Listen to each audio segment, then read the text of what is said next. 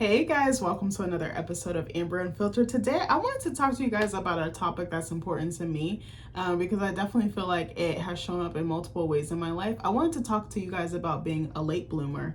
But before I do that, don't forget to like, comment, and subscribe. Also, if you want to cash at me at Amber Unfiltered Show, that'd be greatly appreciated. So, I wanted to talk about this for a while. I have flirted with this idea for a very long time, maybe like a few months or so. Even before that, I've always thought about this. It's always been in the back of my mind. And I actually watched a video. I told you guys, Real Talk with Yanni. I think she just changed her channel name. I think it's like Between Two Worlds with Yanni or something like that. I think the reason she said she changed it was because she felt like two truths can coexist at the same time, or two things can be I guess I just want to say that. I don't know why I needed to like follow that up with a different explanation because I feel like it explains itself. But I was watching a video she posted about how change is good yesterday. I didn't get a chance to finish it, and it seems like she's just like radiating on a higher frequency, and I love that for her. She's not afraid to give it to a straight no chaser. I know she says that in her theme song, but I don't know. Sorry, Stanley's in here with me, so if you see little shadows and stuff, yep, there he is right there. Bye-bye. Are you staying or are you leaving? Hi. Okay, sorry, you just interrupted mommy's flow. Sorry, guys. He's so freaking cute. I think he's upset because Nick's outside. This man decided that it was a good idea to repaint our deck. And I was just like, you're so fucking random. I came home from work and he's just with the fucking roller brush. I was like, I'm so done. But anyway, she was talking about that on her channel. She was talking about maybe starting a podcast called Late But Blooming. And I was like, I love that idea. I was like, that literally feels like me and where I'm at in my life. I've always kind of felt like this lingering, like, oh my God, I should be much farther in life. I should be doing more. I need to be, especially in comparison to my peers. And I know there's a saying that says comparison is the thief of joy, and it really is, but I think it's a natural thing to do. Like, I'd be lying if I said I never did it, because I definitely fucking do, especially as like an artist. I'm like, I should have a book out, I should have this, and people always ask, when do you have a book, when do you have this? And I'm like, I'm gonna get there. It might not be today, it might not be tomorrow, but I'm gonna get there. So I wanted to tell you guys what a late bloomer is. I mean, it kind of speaks for itself, but I wanted to define what it was, and then we can talk about it a little bit, and then maybe I'll touch on how I feel like it shows up in my life. So I put into Google, what is a late bloomer? I have my laptop here. It says a late bloomer is a term used to describe someone who achieves success, develops certain skills, or reaches milestones later in life than is typical. It can refer to a child who develops physically, emotionally, or intellectually at a slower pace than their peers, but eventually catches up, or to an adult who discovers their talents or achieves recognition later in life. And that definitely applies to me. Let me see what else it says. There's like a little breakdown. I think I wanted to touch on the career and life success aspect. It said the term is also used for individuals who achieve career success, find fulfilling relationships, or make significant life changes later in life than is conventionally expected. Definitely agree with that. And it says it's not necessarily negative. Being a late bloomer is not inherently negative. It simply means that a person's development or achievements occur on a different timeline than what is commonly considered normal. Unique timeline. Many late bloomers embrace their unique timeline and appreciate the experiences and perspectives they gain along the way. Late bloomers often challenge societal norms and expectations about when certain achievements should be made.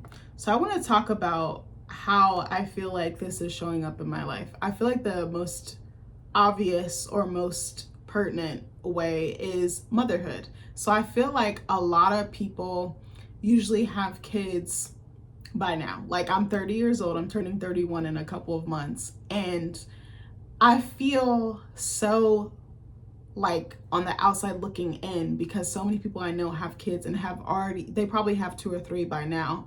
And I feel kind of different, or like the odd woman out, because I have deliberately chosen to wait. Even when I was a kid, I always knew that I was going to wait, because I think the biggest reason why I chose to wait was because I saw a lot of people in my family or around me, whether it's friends, family friends, things like that. I saw a lot of them have kids really young, and it did not appeal to me because I feel like at 19, 20, 21, 22, not that I'm trying to shit on anybody who has had kids at that age, I feel like they're like what was I gonna say? I feel like you're still a kid yourself and you're still finding yourself.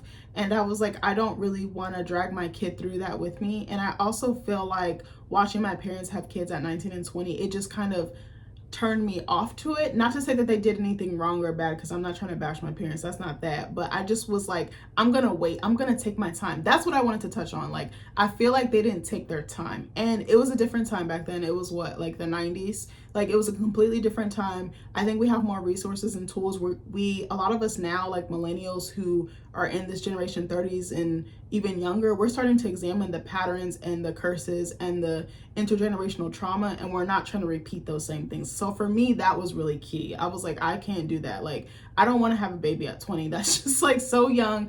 My 20s, I was fucked up. Like, I was just stumbling through fucking life. I don't even know how I fucking survived. I don't even know how I fucking made it. Like, if you saw how I was then compared to now, you'd be like, oh my God. Like, I feel like your 20s is your trial and error period, and you definitely do a lot of stupid shit and you do a lot of reckless shit and you fuck up a lot, and then you start realizing, I don't want to do this to myself anymore. I don't want to destroy myself. I don't want to self-destruct. I don't want to hurt myself anymore. Like, in terms of like who you're entertaining, you know, drinking, partying, all that type of stuff. I feel like that's the perfect age to get all that stuff out of your system, at least for me. I could be wrong. But I also knew I wanted to be very intentional about motherhood, because I had such a fraught or a strange relationship with my birth mom that I was like, I don't really want to repeat that with my daughter or my son, especially if I have a daughter. But I mean, both genders, but just being a Black woman who has an estranged relationship or a strained relationship with her mother, her Black mother, that's a whole, I've always wanted to do a video on that, but I feel like that would be very emotional and personal. I feel like the timing, like I almost feel like it's not the right time right now. But yeah, I just was not interested. I mean, I got some insight as to what my mom went through with her mother, and I was just like, bro, I'm not interested in adding a fucking new branch or leaf to that family tree. Like, I want to start from scratch. I want to fucking chop that tree down. I want to plant and plow and the next like plot over. Like, I really wanted to take my time. I have so many things that I want to do before I have a kid, but if I can get through, you know, the really key things, like, you know, being an artist full-time or being creative full-time, putting out a book, getting another degree, and just like working on my inner self, my inner child, and working through those traumas, like that would be amazing. I know it's not all gonna be resolved and healed and fixed 100%, but if I can keep doing that work and like really committing to my craft and just like my healing journey, I feel like that would really put me in a better space and make me feel more confident to become a mother. Number two, I always have felt behind in my art because, one, I have put so much energy into surviving, working corporate jobs, having to put my art on the back burner because I need to pay my bills. Like, that is the honest to God truth. I also feel like there have been so many roadblocks and times that I've like stumbled and just fallen and just was like, oh, I'm gonna quit writing, I'm not gonna do this, I'm not meant to be an artist. But I realized like I have to take a chance on myself. I told myself I'm giving myself one more chance to really pursue this, and so far it has not let me down. No, it has not been easy. Yes, it has been hard. Yes, I doubt myself. Yes, I have my good days. Yes, I have my bad days. But I was like, there's no way I can just give up so easily. Like, I've come too far. I've gone through so much shit in my life. I'm only 30 years old, but I literally feel like I'm 47. Like, if you guys knew how much shit I went through, like, as a kid and just, like, as a teenager, bro, you wouldn't even believe me. Like, it sounds like it almost happened to someone else. But, sorry, I cracked my knuckles. But, yeah, I think that's another one. I think number three, just, you know, a lot of people at 30, they've usually been working a job long term. Something that I struggle with, I've never been able to keep a job long term. I'm totally being honest. I was a job hopper. I was a serial job hopper. There was always gaps in my employment. I would quit at the drop of the first sign of disrespect. I was like, I'm out of here. If it costs me my mental health, if it makes me feel bad about myself, if I'm being mistreated, if I'm experiencing racism or anything else, I was like, I'm done. Like, I'm not gonna work a job that compromises my peace of mind. Like, that is so key to me. Like, I feel like peace of mind is better than wealth or anything else, because if that's not right, nothing else in your life is going to be right. I don't give a fuck how much money you make. I don't give a fuck how many material things you have. It doesn't matter. Like, your mental health matters, your peace of mind matters, your a regulated nervous system, that matters to me. You know, everything aligning, your heart, your head, your spirit, like, to me, that's more key. That's how I'm going to grow as a person. That's how I'm going to unlock that wealth, you know, not necessarily financial or whatever, but I'm going to unlock that next level. I'm gonna unlock my peak self by committing to those things. But yeah, I've never been I've always tried, like, oh, maybe if I stay here for 5 years, maybe if I do this, maybe I climb the corporate ladder. I've never been able to do that. I've always been overlooked. Also, I've never stayed anywhere long. And then when I did, I was put through the fucking ringer, and it was just like crazy because I wasn't even getting paid that much. I wasn't even valued. I wasn't even able to really flourish where I was at. So that's another thing. I think just sometimes emotionally, just some of my childhood trauma tends to resurface in different areas of my life. So sometimes emotionally I do feel a little bit behind, or I feel like, oh, I should be able to handle this better. But it's like, if you think about it, I'm 30 years old. I went through probably at least 15 years worth of trauma. That's over half of my life. So it's probably going to take me that long, if not longer, to undo it all, or learn how to cope with it and reprogram and recondition and like nurture myself. Like that's a long time to just, and it's like consistent trauma. What did my therapist used to say? There was my old therapist, he used to have this term to describe like, trauma that is like over a long period of time, but it's just like back to back to back. That literally has been my life. Like now it's calmed down a lot. But when you're exposed to that much trauma, you have like a duty to work through it, and you have a duty to heal from it, and you have a duty to not carry that with you for the rest of your life, because that shit gets heavy. You're gonna want to unpack it. You're gonna want to sit it down. You're gonna want to unzip it and take each fucking compartment out. Like it gets to be too much, and it starts showing up in all areas of your life, not just one. It can be in your spending, your interpersonal relationships, the way you view yourself, the way you treat yourself, the way you allow others to treat you. Intimacy. I mean, it shows up in so many different aspects. Like you have to really get a good grip on it. And it takes lots of work, and it takes lots of setbacks. It takes lots of failure. It takes trial and error. Like it really is hard. It's a commitment, and you have to choose it. You have to actively want it, and you have to actively do the work. I'm trying to think what else. I think those are like the key things, but I feel like I'm in a good spot. And I'm trying not to beat myself up too much for it. Something that excuse me, I'm sorry, I'm over here burping. Bubble water, I say bubble water. That's what my niece calls sparkling water. Shout out to her, but I'm not gonna say her name because y'all don't need to know. But it makes me burp a lot, sorry. But what was I about to say? I was about to say something and I totally forgot what it was. But anyway, Stanley, what are you doing, honey? Okay, now he's coming over here because he's like, Mommy, hi. Hi, you looking so cute. Are you looking for daddy? Sorry guys. But yeah, so then I typed into Google on a separate page, I typed trauma of late bloomers. And it says the trauma of late bloomers often stems from societal pressures and comparisons, leading to feelings of inadequacy, anxiety, and potential depression. While the term late bloomer itself can be problematic, creating feelings of failure or being forgotten, I definitely struggle with both of those. The challenges faced by those who develop later include navigating societal expectations, body image issues, and the potential for financial hardships as they catch up to their peers. I remember for a long time I felt like, oh my God, I'm never going to be able to get a house. I'm never going to be able to get a car. I'm never going to be able to get this. And I never got it at the same time as anyone else, but I got it at the time that I needed it and the time that it was supposed to happen. And that's what I have to realize, that alignment is very key. Sometimes you're not ready for those things. Sometimes you can't receive those things at that time in your life.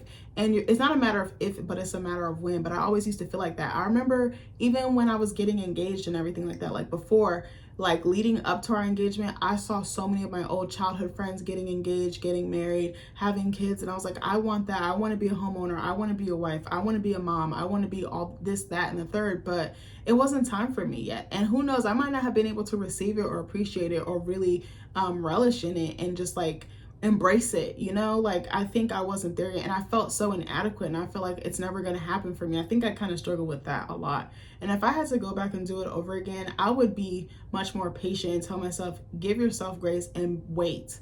Don't rush. Don't, like, an engagement is a huge commitment, but then the marriage itself is a huge commitment.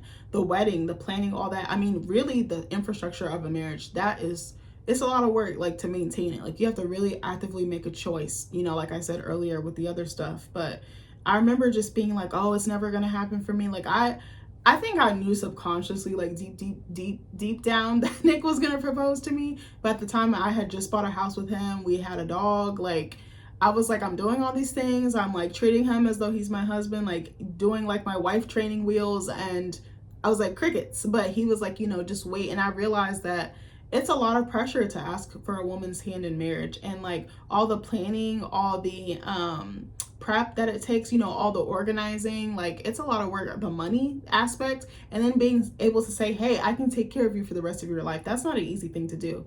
I actually used to really listen to Dead Ass with Kadeen and Deval Ellis. I think it's called Happily Ellis After or something like that now. They changed the name. But that was one of my favorite podcasts. I've just started getting back into it because I didn't have Spotify for a little bit. But there was an episode where he talked about how much pressure it was, not just like financially, but like emotionally, spiritually, and just like proving himself that, hey, I'm secure. I got you. I can take care of another person. And you know, they like were struggling a little bit like beforehand. So I was like, yeah, that is a lot. Like, you don't think about, okay, he has to pick a venue, he has to pick a ring, he has to coordinate all your family and friends, he has to, if there's any other like amenities like a photographer, wine, you know, a gift set. You know, Nick, he really did his big one with my engagement. I still stand by the statement that he gave the best proposal I've ever heard of for like a regular normal person, you know, like anyone compared to anyone in my circle. I think my brother-in-law did a really good job of proposing to my sister-in-law, but I wasn't around at that time. But like in like the last 4 or 5 years, I'm like, he, like the attention to detail that he put into our engagement or his proposal was just so sweet. And for him to put his heart on the line and do it in such a public way, I was like, I know my husband, he does not like attention on him. He is not a very, like, he's like a wallflower. He wants to blend in. So, but I just remember really feeling it then. And like right now, I'm even feeling it. I'm like, I'm not a mom yet. Like, when will I have a baby? Everyone keeps asking me. I'm asking myself. I think about it every other day. Like, it consumes my every other waking thought. And it's just like madness. I'm like, I just need to slow down. I need to calm down. I need to just focus on something else, pivot my thoughts to something else, and realize like it's gonna happen when it's supposed to happen. I don't have control over that. Like, the universe and God have control over that. I just need to surrender and just trust the process. But that's very hard because humans want to control everything and we can't. But yeah, I don't know. I just always felt like behind. I felt like slow, like I was running a race, but the finish line just kept moving, or like I was running slower and slower, or like the journey to get to the finish line was just, I don't know how to explain it.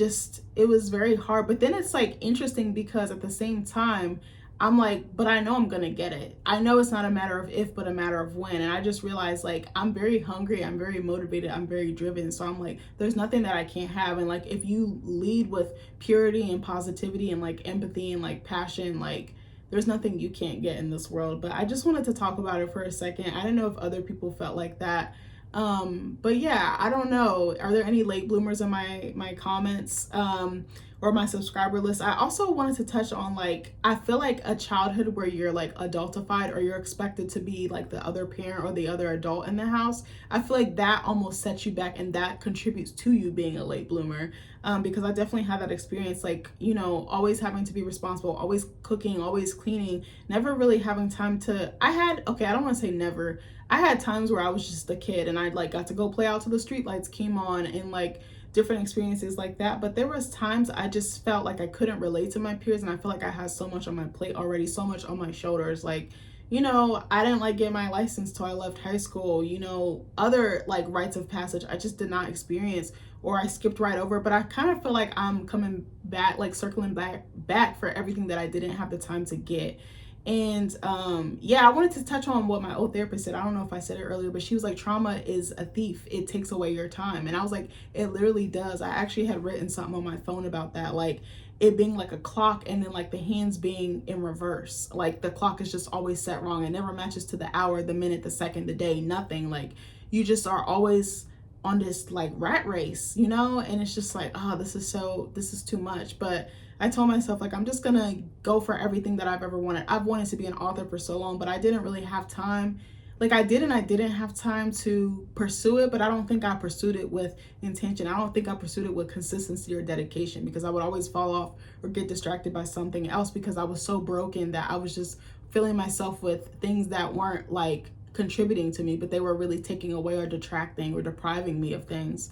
But now I feel like I'm in a much more stable place. I feel safe in my life in all aspects. And I just realized like I have to give myself grace. Like I was going through a lot and I really didn't have the time. I didn't really have the resources, and I damn sure didn't have the energy because I was just trying to make it to the next day for real. But You know, when you're battling demons in your head like that, like, you don't even, the world doesn't even seem the same. It's just black. There's no white, there's no gray. It's just black. It's just dark. It's just obscure. It's just cloudy. It's just, it feels hopeless. Like, you just feel like you're drowning and you're never going to come up for air. But now I just feel like I have my good days and bad days, like I said, but now I feel like, all right, like, I'm a late bloomer, but I can still bloom. Like, that's really what I wanted to end this video on. But anyways, I love you guys, and I'll see you in the next video. Bye.